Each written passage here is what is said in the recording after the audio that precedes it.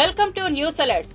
Vizag steel plant కు 11,440 కోట్ల ఉద్దీపన ప్యాకేజ్ ఇస్తున్నట్లు అధికారిక ప్రకటన చేయడంపై ఏపీ ముఖ్యమంత్రి చంద్రబాబు హర్షం వ్యక్తం చేశారు. రాష్ట్ర ప్రజలకు ఇకపై అన్ని మంచి రోజులేనని చంద్రబాబు ఆనందం వెలుబుచ్చారు. ఉక్కు పరిశ్రమకు కేంద్రం ప్యాకేజీ ప్రకటించడం చారిత్రాత్మక నిర్ణయమని కొనియాడారు.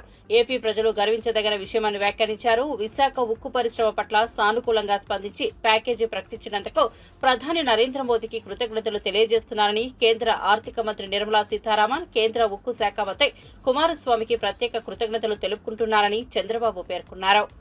పైకి తీసుకురావడం ఎగ్జాంపుల్, ఒక ఇల్లు ఉంది, 5 మంది ఉన్నారు, ఇంటర్మీడియట్ చదువుతున్నాడు, వాడు 4 ఏళ్ళు చదివిస్తే BE అవుతుంది. స్కిల్ డెవలప్మెంట్ చేసి మోటివేట్ చేస్తే విల్ గెట్ ఎంప్లాయ్మెంట్. వాడికి కానీ తెలివితేటలు వస్తే కుటుంబాన్ని ఆదుకునే పరిస్థితికి వస్తుంది. ఆ ఇంట్లో 5 మంది ఉన్నారు, ఒక చిన్న వ్యాపారం చేస్తారు, వ్యవసాయం చేస్తారు. వాళ్ళు ఏం చేస్తే ఆదాయం వస్తుందో వీళ్ళు చెప్పి హ్యాండ్ హోల్డింగ్ చేయగలిగితే 15,000 వచ్చేవాళ్ళని 30,000 చేయొచ్చు, 30,000 వచ్చేవాళ్ళని 60,000 చేయొచ్చు. అప్పుడు మనుషుల్ని ఆస్తిగా చూడమంటున్నాను నేను. అదనపు ఆస్తులన్నీ అదనపు ఆస్తులుగా చూడమంటున్నా. భూమి అదనపు ఆస్తి, వ్యాపారం అదనపు ఆస్తి, కానీ మనుషులు యాజ్ క్యాపిటల్. దాన్ని ఇప్పుడు ఏంటి, నేను కూడా ఒక గ్రామంలో పుట్టాను మా ఊర్లో. నేను అందుకని నేను పోయి చెప్పాను మా ఊర్లో చూసినప్పుడు. ఒకప్పుడు మా ఊర్లో కొండలంతా కూడా చెట్లని కొట్టేసి రాళ్లు కనపడేటి. ఇప్పుడు బ్యూటిఫుల్ గా కనీసం గ్రీన్ కనపడుస్తుంది హిల్ అంతా. రేపు రాబోయే రోజు నేను అది ఊహించుకున్నప్పుడు ఎంత ఆనందం కలుగుతుందంటే, నేను సోలార్ ఇచ్చేసాను అందరికి. 2,200 కుటుంబాలు సోలార్. సోలార్ ఇచ్చేసిన తర్వాత 2,200 కుటుంబాలు ఓన్ వెహికల్ ఛార్జ్ చేసుకుంటే ఇంకా పొల్యూషన్ లేదు. గ్యాస్ ఇస్తున్న పైప్ లైన్లు ఇచ్చేయమంటున్నాను. గ్యాస్ వస్తే చెట్లు కొట్టే పని లేదు, ట్రాక్టర్లు వచ్చేసాయి, డ్రిప్ ఇరిగేషన్ వచ్చింది. ఇంకా మడకల కోసం, ఐటి కోసం, కర్ర కోసం అడుగు పోయే పని లేదు. అక్కడుండే ఎయిర్ కూడా ఎంత ఫ్రెష్ గా ఉంటుందంటే అంత ఫ్రెష్ గా ఉంటుంది రేపటి నుంచి. That is most liveable place. అక్కడుండే వాళ్ళకి ఏం చేశారు, నేను గవర్నమెంట్ లో చేసినప్పుడు ప్రతి ఒక్క ఇంటికి గ్యాస్, నీళ్లు, ట్యాప్, కళ్యాణ్ డ్యామ్ ఉంది, అక్కడి నుంచి నీళ్లు ఇమ్మన్నాం. అదే మరి టాయిలెట్స్ ఇచ్చేయమన్నాం. ఇండ్లో ఒక 250 ఇండ్లు లేవు, అందరికి కట్టించేసేమన్నాం. మినిమం నీడ్స్ అది విలేజ్, మినిమం నీడ్స్ అది గ్రామం చేసి ఎకనామిక్ యాక్టివిటీకి వెళ్తున్నాం. ఇక్కడ శ్రీ సిటీ ఉంది, వాళ్ళని ఒక పైలట్ తీసుకోమన్నాం. 1 family 1 entrepreneur, skill development, employment generation, ఇవన్నీ వాళ్ళు చేయమంటున్నా. మొత్తం అక్కడ నేచురల్ ఫార్మింగ్ కి వెళ్ళిపోతున్నాం. మ్యాంగో గార్డెన్ ఉంది, చెట్లు ఇక్కడ డయాగ్నస్, డ్రోన్ పంపించి, ఇప్పుడు పామాయిల్ ఉంది. పామాయిల్ ఏం చేస్తున్నారంటే ఒక డ్రోన్ పంపిస్తారు, అది తిరుగుతా ఉంటుంది. తిరిగిన తర్వాత ఏ చెట్టు అయినా గానీ డిసీజ్ వచ్చినా, వీక్ అయితే, అన్హెల్తీ ప్లాంట్ ఉంటే ఐడెంటిఫై చేసి ఇమీడియట్ చెప్తే అక్కడ టీమ్ వెళ్ళి దాన్ని రెక్టిఫై చేస్తారు real time. That is where technology is a big handy. మీరు గుర్తుపెట్టుకోవాల్సిన పాత రోజుల మారుగా మడకలు దున్నే పని లేదు. అందుకని నేను అంటున్నా, హార్డ్ వర్క్ కాదు స్మార్ట్ వర్క్ చేయండి అని. తెలుగుగా బతికేది నేర్చుకోండి, ఉద్యమాలు చేయడం కాదు అని చెప్తాను. ఉద్యమాలు చేసే రోజులు కూడా అయిపోయినాయి. ఇంకా సింగపూర్ తో తెలంగాణ ప్రభుత్వం కీలక ఒప్పందం కుదుర్చుకుంది. యంగ్ ఇండియా స్కిల్ యూనివర్సిటీలో భాగస్వామ్యం అయ్యేందుకు సింగపూర్ కు చెందిన ఇన్స్టిట్యూట్ ఆఫ్ టెక్నికల్ ఎడ్యుకేషన్ ముందుకొచ్చింది. తెలంగాణ ముఖ్యమంత్రి రేవంత్ రెడ్డి, మంత్రి శ్రీధర్ బాబు సమక్షంలో Singapore institute of technical education, young India skill university అధికారులు ఒప్పందాలపై సంతకాలు చేశారు. ఐటీఈ పరిశీలన అనంతరం జరిగిన చర్చలు, సంప్రదింపుల మేరకు తెలంగాణలో స్కిల్ డెవలప్మెంట్ కార్యక్రమంలో భాగస్వామ్యం కావడానికి సంబంధించి సీఎం సమక్షంలో ఐటీఈ అధికారులు, Young India skill university vice chancellor VSS Subbarao ఒప్పందాలపై సంతకాలు చేశారు.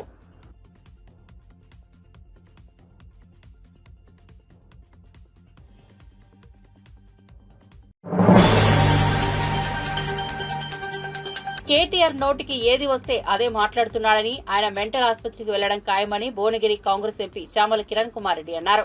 బీఆర్ఎస్ వర్కింగ్ ప్రెసిడెంట్ కేటీఆర్ వ్యాఖ్యలపై ట్విట్టర్ వేదికగా స్పందించిన చామల హాట్ కామెంట్స్ చేశారు. తెలంగాణలో కాంగ్రెస్ ప్రభుత్వం 6 గ్యారంటీలు కాదు కదా, అర గ్యారంటీ కూడా చేయలేదని కేటీఆర్ చెబుతున్నారని, 2014 నుంచి 18 వరకు గుండు సున్నా చేసిన మీరా చెప్పేది అని ఫైర్ అయ్యారు. అలాగే మీ మేనిఫెస్టోలో 20% కూడా చేయకుండా నోటికి వచ్చినట్లు మాట్లాడుతుంటే తెలంగాణ ప్రజలు ఏమనుకుంటారు అనే సోయ కూడా కేటీఆర్ కు లేదని విమర్శించారు. అంతేకాక అధికారం పోయి నిద్ర పట్టక చెప్పిందే చెబుతున్నారని, ఎన్నిసార్లు చెప్పినా ప్రజలు నమ్మే పరిస్థితిలో లేరని అన్నారు. మీరు తెలంగాణలో కాంగ్రెస్ ప్రభుత్వం 6 గ్యారంటీలు కాదు, అర గ్యారంటీ కూడా ఇవ్వలేదంటారు. మీరా చెప్పేది 2014-18 మేనిఫెస్టోలో గుండు సున్నా మీరు చేసింది, 20% కూడా చెయ్యని మీరు ఈ రోజు నోటికొచ్చిందల్లా మాట్లాడుతుంటే తెలంగాణ ప్రజలు చూసి ఏమనుకుంటారని ఒక ఆలోచన కూడా లేదు. అధికారం కోల్పోయిన తర్వాత నిద్ర పట్టక ఏది పడితే అది చెప్పిందే చెప్పి ఎన్నిసార్లు చెప్తారు? ఏకకాలంగా నువ్వే మన ఈ మధ్య ఒప్పుకున్నాం, మేము 10 సంవత్సరాలల్లా రైతులకు అన్ని రకాలుగా 85,000 కోట్ల రుణమాఫీ చేసినామని చెప్పి అన్ని కలిపి మేము ఒక్క సంవత్సరంలోనే రైతుకు 50,000 కోట్ల పైచిలకు రుణమాఫీయే కాకుండా రకరకాల స్కీమ్ల ద్వారా ఇచ్చినాం. ఓన్లీ రుణమాఫీయే మేము దగ్గర 24 లక్షల మంది రైతులకు 21,000 కోటి మేము ఏకకాలంగా ఇచ్చినాం. మీరు ఇచ్చింది మిత్తి మాత్రమే. ప్రతి సంవత్సరం 5,000 రైతు బంధు కింద ఇచ్చారు. మేము ఆల్రెడీ రైతులకు చెప్పినాం, రైతు భరోసా అనేది ఎవరైతే రైతులు పొలం చేసుకుంటారో వాళ్ళకే ఇస్తాము. రోడ్లు రప్పలు ఏమంటారు రియల్ ఎస్టేట్ చేసిన భూములకు మీ మాదిరిగా ఇయ్యమని చెప్పి, ఎందుకంటే ప్రజాధనాన్ని దుర్వినియోగం చేయం. రైతులకు ఇస్తానది రైతులకే ఇస్తాం. ఎందుకంత ఆవేశపడుతున్నావు? ఓ పక్కన నువ్వు చేసినటువంటి దౌర్భాగ్యపు చర్య హెచ్ఎండిఏ పైసలు తీసుకొని దారదత్తం నీ దోస్తుల కోసం చేసుకున్నది కాకుండా ఇప్పుడు తప్పుడు ప్రచారం చేస్తూ ఢిల్లీలో రేవంత్ రెడ్డి గారు ఏదో చెప్తుండు. కాంగ్రెస్ ప్రభుత్వం మీ నాయన చెప్పిండా కాంగ్రెస్ ప్రభుత్వం మోసం చేస్తుంది ప్రజలని? తెలంగాణ మీ నాయన ఇచ్చిండా?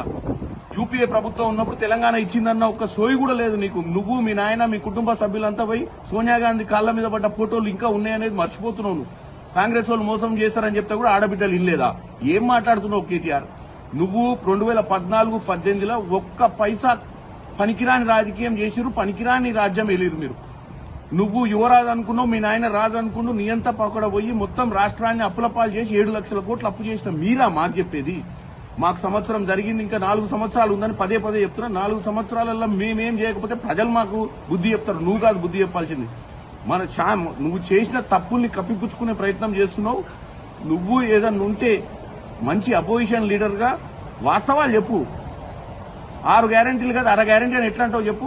నోరు గుల కాబట్టే. కాకపోతే 21,000 కోట్లు ఇచ్చింది ఏంది అకౌంట్లలో పడ్డది వాస్తవం కాదా? ఉచిత బస్సు నడుస్తలేదా?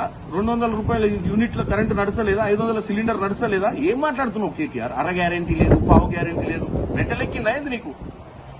అతి త్వరలో నువ్వు ఇంకా చాలా స్కాములు నీ బయటకు వస్తాయి. నువ్వు లాస్ట్కు మెంటల్ ఆసుపత్రికే పోవాల్సి వస్తుంది కేటీఆర్. నీకు జాగ్రత్త చెప్తున్నా.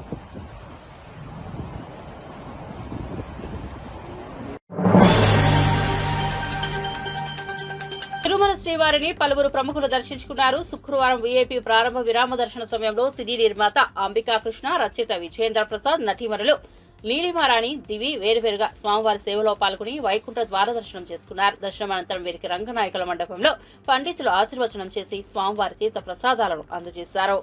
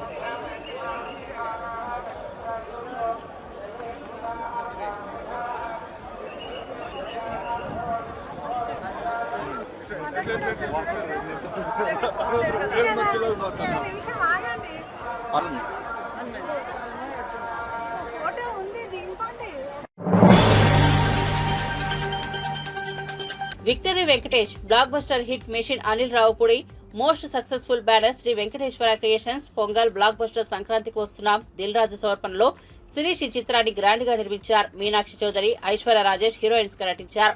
Sensational composer Bheems Ceciroleo chartbuster music ఇచ్చారు. ప్రపంచవ్యాప్తంగా ప్రేక్షకుల ముందుకొచ్చిన ఈ చిత్రం అందరినీ అలరించి పొంగల్ బ్లాక్ బస్టర్ విజయాన్ని అందుకుంది. ఈ సందర్భంగా చిత్ర యూనిట్ సక్సెస్ మీట్ నిర్వహించింది. సక్సెస్ మీట్ లో విక్టరీ వెంకటేష్ మాట్లాడుతూ ఈ సంక్రాంతి మా సంక్రాంతికి వస్తున్నాం సినిమాని ఇంత బాగా రిసీవ్ చేసుకున్న ఆడియన్స్ ఫ్యాన్స్ కి మనస్ఫూర్తిగా థ్యాంక్ యూ. నేను ఫ్యామిలీ సినిమా చేసిన ప్రతిసారి ఆడియన్స్ థియేటర్ కు వచ్చి ఎంజాయ్ చేయడం, వారిలో నవ్వులు చూడటం, డిఫరెంట్ కైండ్ ఆఫ్ ఎమోషన్ సంక్రాంతికి వస్తున్నామని చెప్పారు. అదే రోజున వచ్చి ఇంత పెద్ద హిట్ అయినందుకు చాలా ఆనందంగా ఉంది. దిల్ రాజు, శిరీష్ కు ఇది మరో big hit. Aishwarya, Meenakshi team అందరి విషయంలో చాలా ఆనందంగా ఉన్నాను. అందరికీ థ్యాంక్స్ అని అన్నారు. For something spectacular, for something outstanding, and with all your positive vibes and with all your energy, ఈ రోజు మేము ఈ సినిమా తీసాం అండ్ సంక్రాంతికి వస్తున్నామని చెప్పాం. అండ్ మీరు సంక్రాంతికి ఇలా వచ్చి ఈ సినిమాని ఇంత సూపర్ డూపర్ హిట్ చేసినందుకు నిజంగా మనస్ఫూర్తిగా చాలా చాలా చాలా thanks. And as usual, I'm very bad at thanking everybody, but I really thank the whole unit and my fellow co-actors and all the technicians and the wonderful writing team and my director Anil and my producers Sirish and Dil. And I love you, ma. Thanks, ma. నాకు timing అంతా స్క్రీన్లో వస్తుందమ్మా, అక్కడ వస్తుంది. ఈ mic పట్టుకోమంటేనే నాకు కొంచెం ఇదిగా ఉంటుంది. మీరెవరో ఒక్కరు టక్కనేదో అడిగితే ఏదో మాట్లాడతాను, లేకపోతే ఏనని ఎవరో ఒకరు నాకు ఏంటమ్మా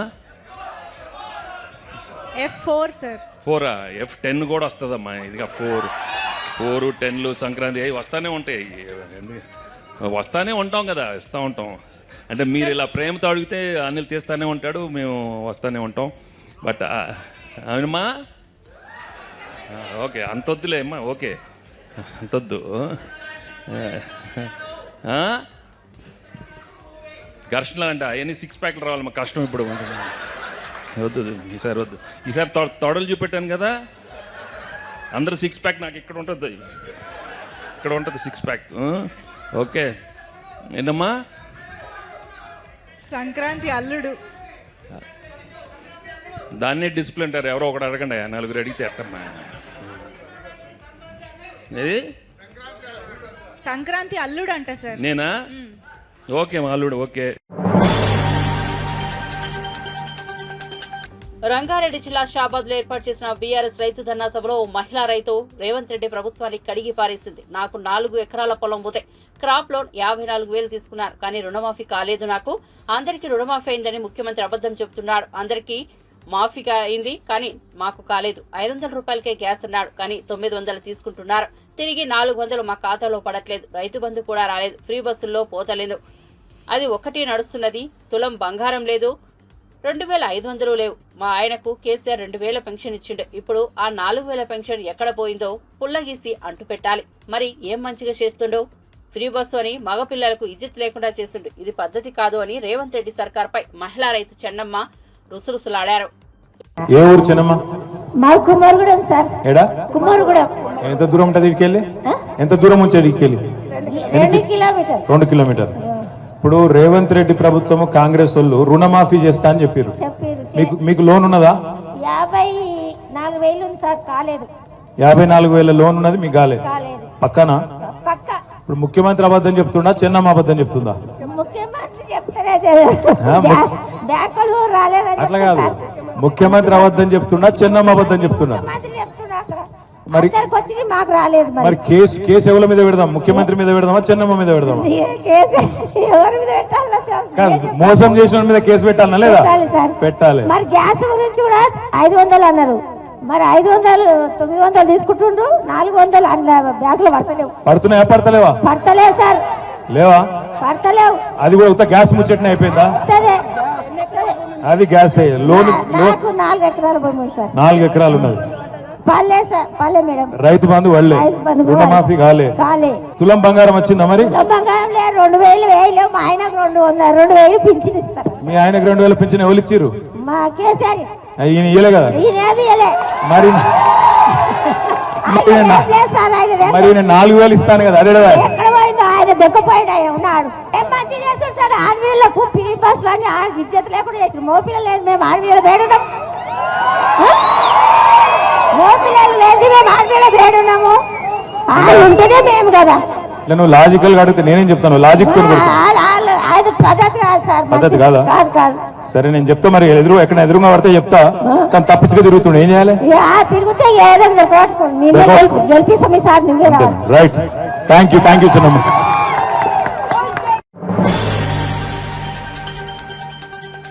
తెలంగాణలో జనవరి 26 నుంచి కొత్త రేషన్ కార్డుల జారీ ప్రక్రియ ఉంటుందని రాష్ట్ర ప్రభుత్వం ఇదివరకే ప్రకటన చేసిన సంగతి తెలిసిందే. అయితే తాజాగా రేషన్ కార్డుల జారీపై మంత్రి పొన్నం ప్రభాకర్ మరింత క్లారిటీ ఇచ్చారు. పాత రేషన్ కార్డులను తొలగించడం లేదని మంత్రి పొన్నం ప్రభాకర్ స్పష్టం చేశారు. ప్రతిపక్షాలను రెచ్చగొట్టే ప్రయత్నం చేస్తున్నాయని, వారి తప్పుడు సమాచారం నమ్మవద్దని మంత్రి పొన్నం ప్రభాకర్ కోరారు.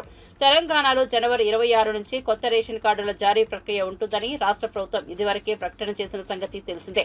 అయితే తాజాగా కొత్త రేషన్ కార్డుల జారీపై మంత్రి పొన్నం ప్రభాకర్ మరింత క్లారిటీ ఇచ్చారు. జనవరి 26 నుంచి కొత్త రేషన్ కార్డులు ఇవ్వనున్నాం. ఇందుకు సంబంధించి గ్రామాల్లో సర్వే జరుగుతోంది.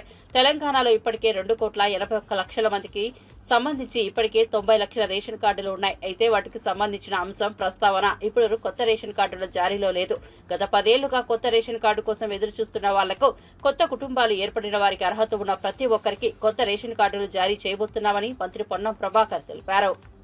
ఈ విధంగా లేదా ఈ ఊరాడి ఇంకా ఊరికి పోయి అట్లా కొంత మార్పులు చేర్పులకు సంబంధించిన అంశం కావచ్చు, లేదా అర్హత ఉండి, మళ్ళీ చెప్తాను స్పష్టంగా, అర్హత ఉండి కొత్త రేషన్ కార్డు రానటువంటి వాళ్ళందరికీ 10 సంవత్సరాలుగా కొత్త రేషన్ కార్డు కావాలి, నాకు అర్హత ఉంది, ఈ ప్రభుత్వం ఇస్తలేదని నిరాశపడ్డ వాళ్ళందరికీ శుభవార్త. వాళ్ళందరికీ జనవరి 26 వరకు ఇవ్వడం.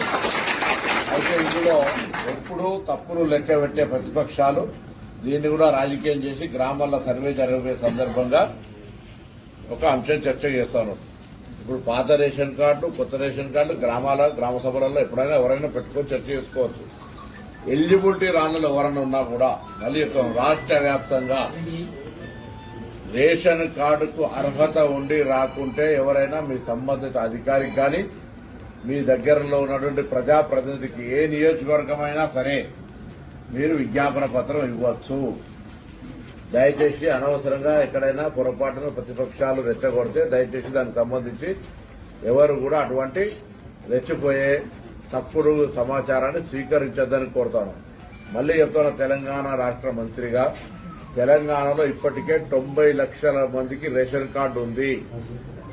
దాదాపు 2,81,00,000 మందికి రేషన్ కార్డులు ఉన్నాయి. వాటికి సంబంధించిన ఎక్కడ కూడా రివ్యూ గానీ, తొలగించడం గానీ, జమ చేయడం గానీ అటువంటిది ఏమి జరుగుతలేదు. ఇప్పుడు కొత్తగా ఎవరికైతే ఎలిజిబిలిటీ ఉండి, మళ్ళీ చెప్తాను, ఎలిజిబిలిటీ క్రైటీరియా ఎవరైనా కాదన్నారు కాదు, ఎలిజిబిలిటీ క్రైటీరియా ఉండి ఎవరికైనా రేషన్ కార్డు రాకపోతే వాళ్ళకు రేషన్ కార్డు కోసం మీ దగ్గర ఉన్నటువంటి అధికారిని కానీ ప్రజాప్రతినిధి కానీ నేరుగా కలిసే అవకాశం ఉంది.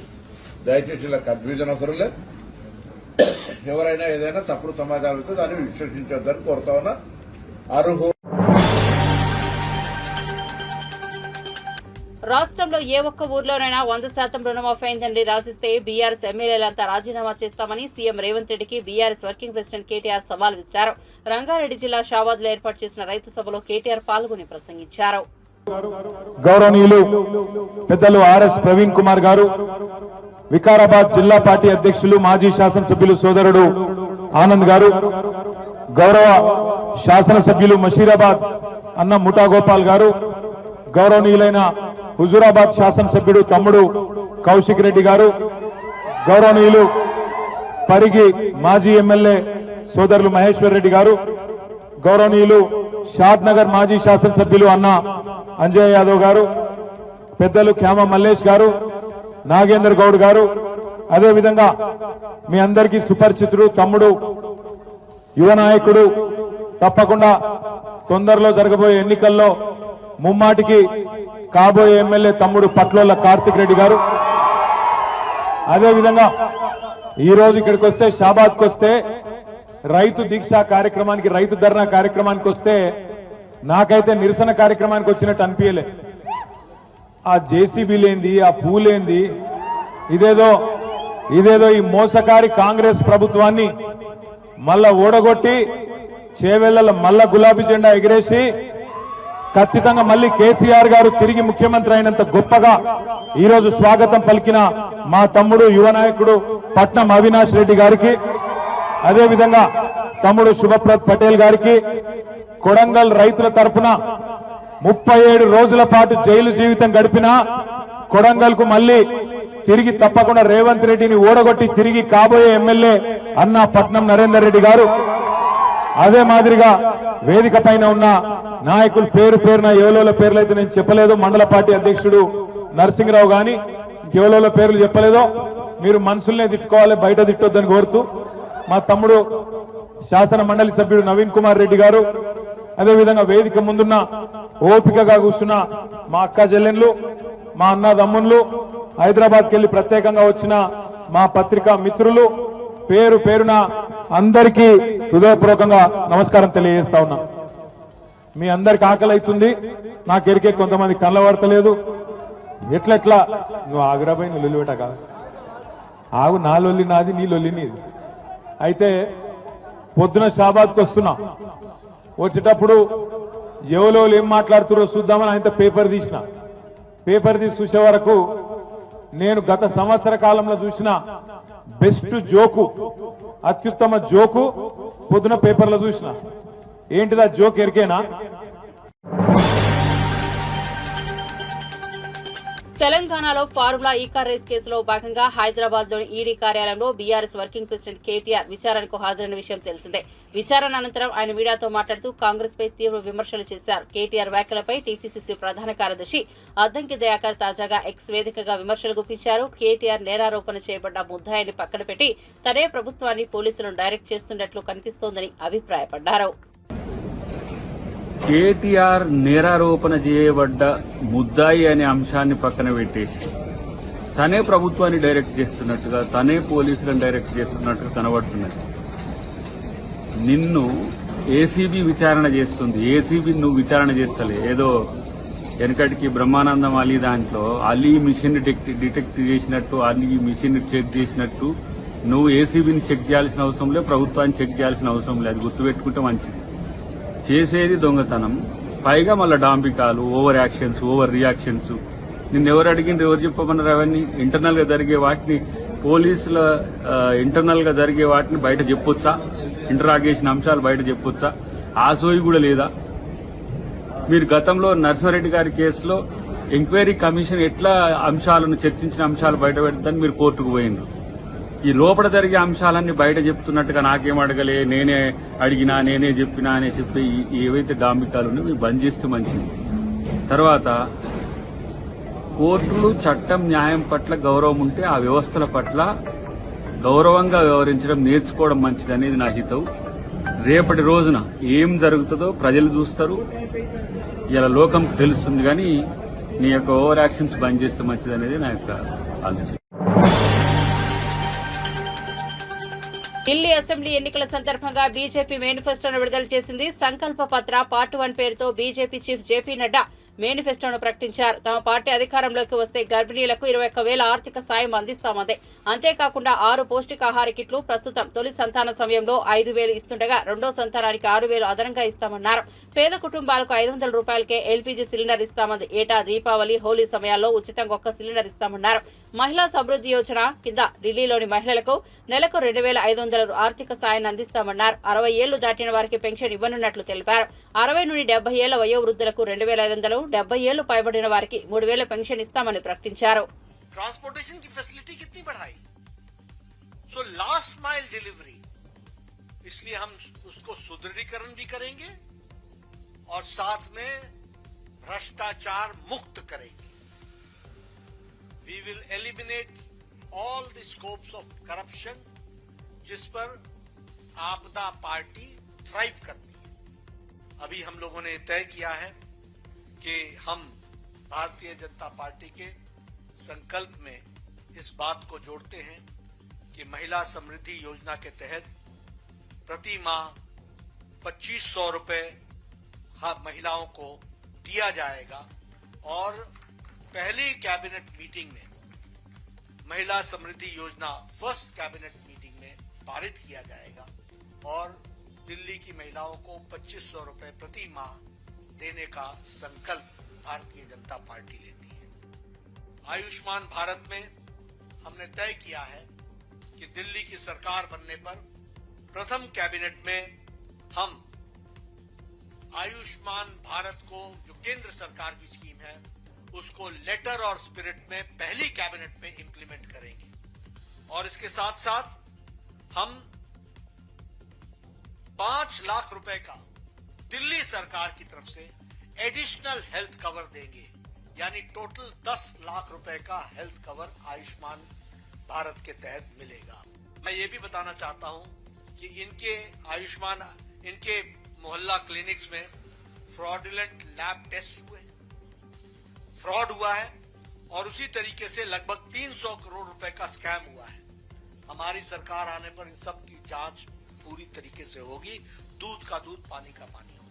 वरिष्ठ नागरिकों के बारे में मैं कहना चाहूंगा कि उनके जीवन को सरल और सफल बनाए, इसके लिए हम लोगों ने राजस्थान में उनके पेंशन में बार बार बढ़ोतरी की है और यहाँ मैं इस बात की घोषणा करता हूं कि हमारी सरकार 60 से 70 वर्ष के बुजुर्गों के लिए, एल्डर सिटीजन्स के लिए उनकी सीनियर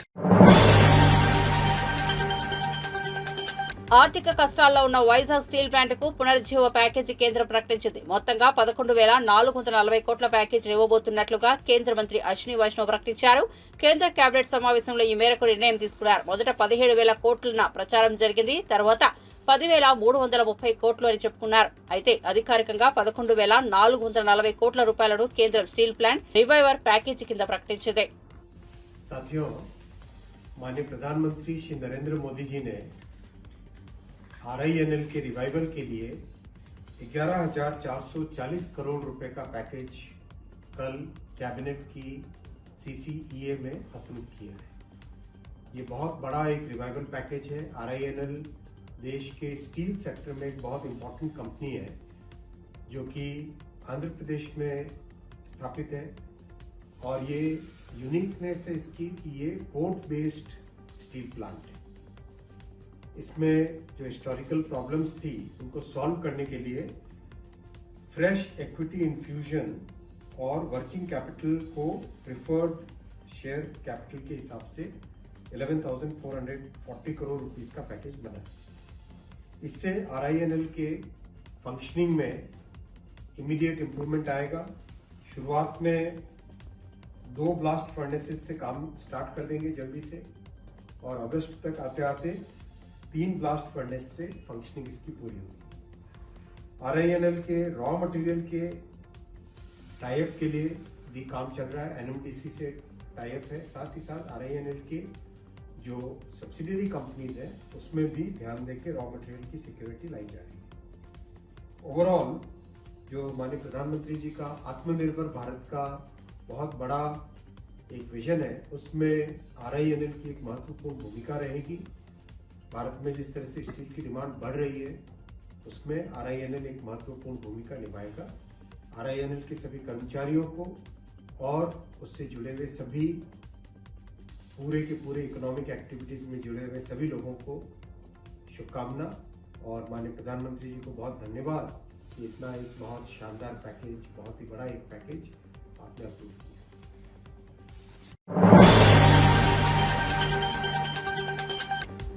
ములుగు జిల్లా గోవిందపేట మండలంలో ఆర్టీసీ బస్సుకు ప్రమాదం తప్పింది. మచ్చాపూర్ చల్వాయి గ్రామంలో సమీపంలో జాతీయ రహదారిపై స్టీరింగ్ లాక్ కావడంతో బస్సు ఒక్కసారిగా పొలాల్లోకి దూసుకెళ్లింది. ఆ సమయంలో బస్సులో 50 మంది ప్రయాణికులు ఉన్నారు. ఈ ఘటనలో పలువురు స్వల్పంగా గాయపడ్డారు.